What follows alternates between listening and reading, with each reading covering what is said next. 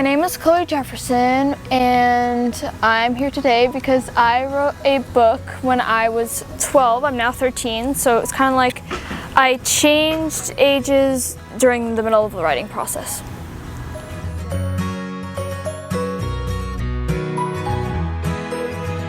When I had to do like a school project, I decided that I was going to do something that I was passionate about, and so I wrote my book, and I'm very proud of it.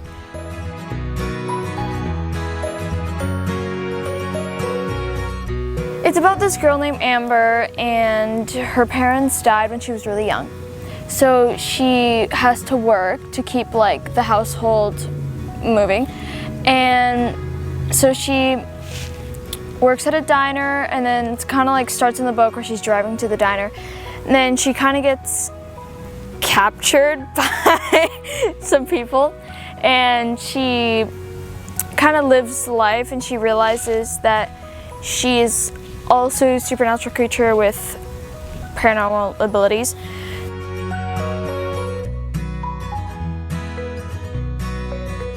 Well, the library made a big role because the first like trilogy that I've read was Twilight, and I had gotten it from this library, and I was obsessed with it. I loved it so much.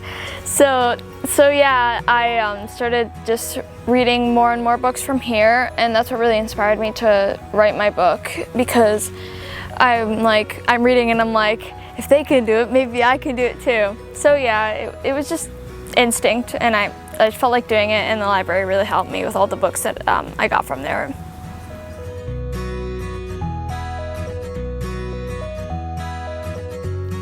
This whole book was a school project that I was doing in English class. It was called the Passion Project, and my teacher does it like every year with 7th graders. So I had to find something I was passionate about, and obviously that's reading. So I was like, well, I can't really read a book, so I'm like, might as well write one. It took me a while to get to the actually writing process because I was like brainstorming characters and just thinking about other ideas for my actual book. So then when I started writing, I realized how long it was going to be, because I was like detail, and I'm like, wait, if I write this, because like in my head it makes sense, but then when my mom or my dad reread it, they were like, this doesn't make any sense, because like I had all the details in my head, but then when they were reading it, they were like, that doesn't just. Yeah, so it was like half of a scene written down and then the other half in my head. It was just really hard. But I started in March, February, the actual writing process on my computer, and I had to finish it because the due date was June. I was a little bit slow in the beginning because I kept thinking I have a lot of time, and then I was like, wait, I don't have a lot of time because this is going to take a lot longer than I thought it was. So I end up getting to the actual writing process. I start writing, and then I started to do it like day and night because I was like, okay, might as well just do it after like online school was done, because that was probably the point where we started online school. And so yeah, every time like I finished a specific work early, I would start like writing, and then if I had like an idea, I'd write it down on a piece of paper for like later if I had more time. So yeah, it was a really long process, especially the editing process. That took a long time, but in the end it's done, and I'm just happy, so yeah.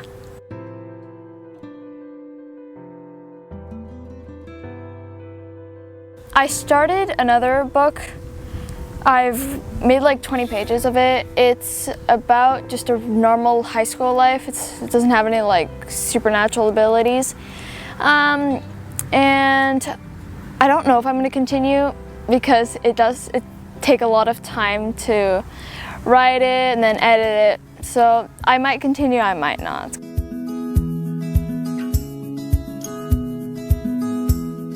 I didn't give her the actual like hard copy. She had an online copy, because I hadn't had the hard copy yet, because it took like a little long to like process it and just like make it into an actual hard copy book. So she was really impressed, and I read like a little part to her in the beginning when it was like my presentation time, and then when I actually got the hard copy, my presentation had already been like a couple days beforehand, and so I showed it to my entire class, and I was just so proud, and it was just super awesome time.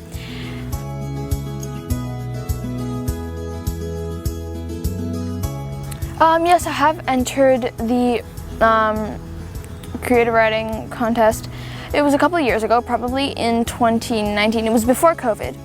And it was super fun because I got to write like a little poem and then I got to submit it. And when I went to like get my certificate, it was just, I felt really proud of myself. And when they just named me and I went up and I was like, oh, I wrote something, and it was just super, it was a good moment for me.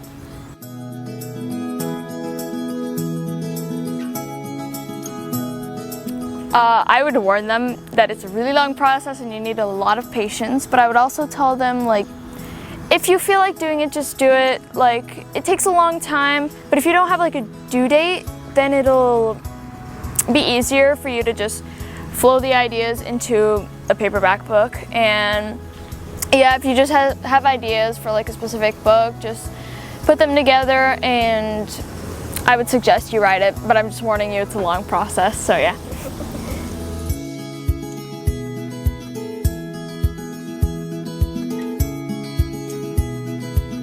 It was a little bit challenging because some sentences in French are like a little bit different than English. They're like switched around. So I was writing and some of the sentences didn't make any sense. And I also had to use like the voice recorder. So while I was recording, the sentences just became just words stumbled together. So I had to stop using that. And so yeah, it was really challenging to write in my second language because at school all I talk is French, so it's kind of like easier to like ask my teacher like a question and then she'll respond to me and I'll understand very well. But I'm getting used to English because like everything around me is English, so I had to get used to the language, and it was challenging, but it was fun.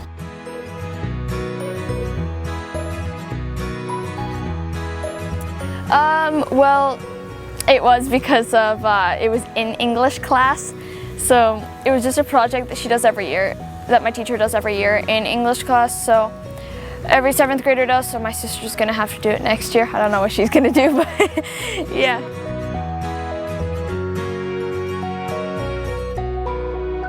My favorite subject in school is probably science, just because of all like the experiments and all the calculations. What I would normally do like during my free time is either practice my instrument, which is the trumpet. I would play hockey or lacrosse. I could also be like studying or reading my book or like another book series that I was like reading at that specific moment. So for example, right now I'm reading a 30 book series, and I started a couple of, probably like a month and a half ago.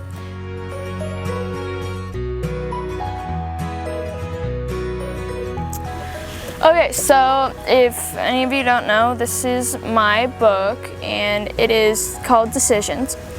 And so I'm just gonna read to you guys probably like a couple pages. So, chapter 1.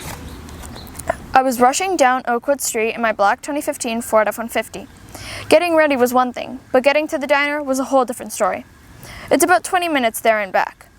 My ride there was peaceful, not a person in sight, except a black cat. Screech! I smelt burnt rubber. Great, my new tires. A perfect way to start my night. I was still thankful for not rolling over. At least the sky was pretty, a mix of pink, blue, red, and orange. The black critter sprinted into the bushes, terrified, its green eyes shining in the dark light. It better be scared. Next time I saw one, I wasn't planning on ruining tires. I arrived a couple minutes later and parked in my favorite spot, right under the sycamore tree. It provided some shade so my truck didn't melt in the heat. The diner was spacious, the lights outside were on, and I felt the warm feeling of home. Home sweet home, where everything felt safe. Sam was the owner, a real nice guy. I usually worked on the night shifts, but for some reason he asked me to take on the leash day shift. Obviously I agreed, like, who would decline more tips? I really needed them anyway.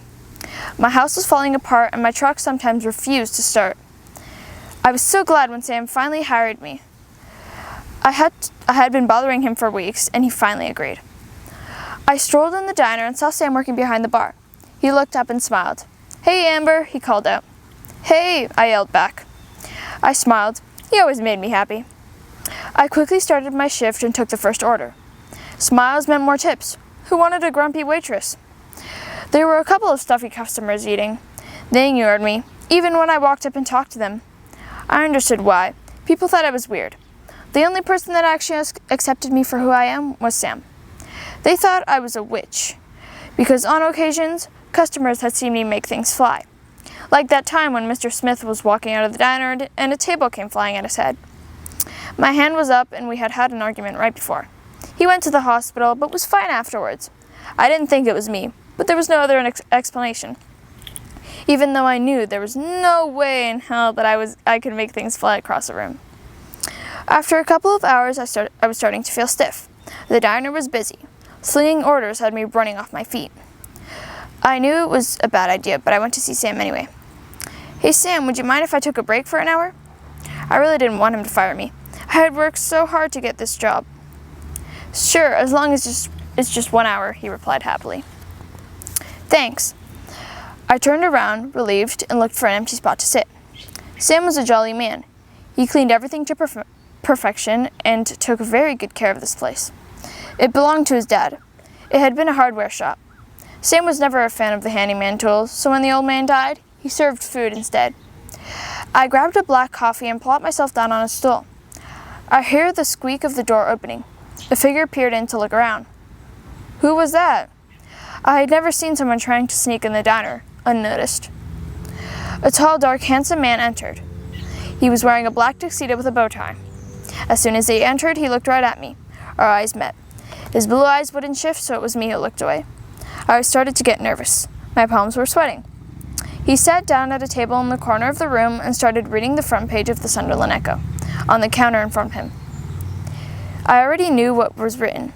Mrs. Greenfield had had a heart attack this morning. She didn't make it. I felt sorry. She was a nice woman. I sprung up, shedding my stiffness, and walked shyly towards him. My steps were very wobbly, and I probably looked like a clumsy hippopotamus running. At first, all I could do was stare. He was pale, with a small tan, his lips were thick, and his eyes large. His hair was as black as the sky at night, short on the sides, long at the top. After a couple seconds of staring, I finally found my voice. "Hello, sir. Welcome to Countryside Diner." "Welcome to the Roadside Country Diner. What can I get for you?" I said instinctively, as I do with every other customer. "Just some water," he replied sternly. His eyes shifted upwards and staring at mine. I looked away. Why did this man give me butterflies? "You got it. I'll be right back," I said with a little too much enthusiasm. This time, I made sure not to look like a shaky mammal.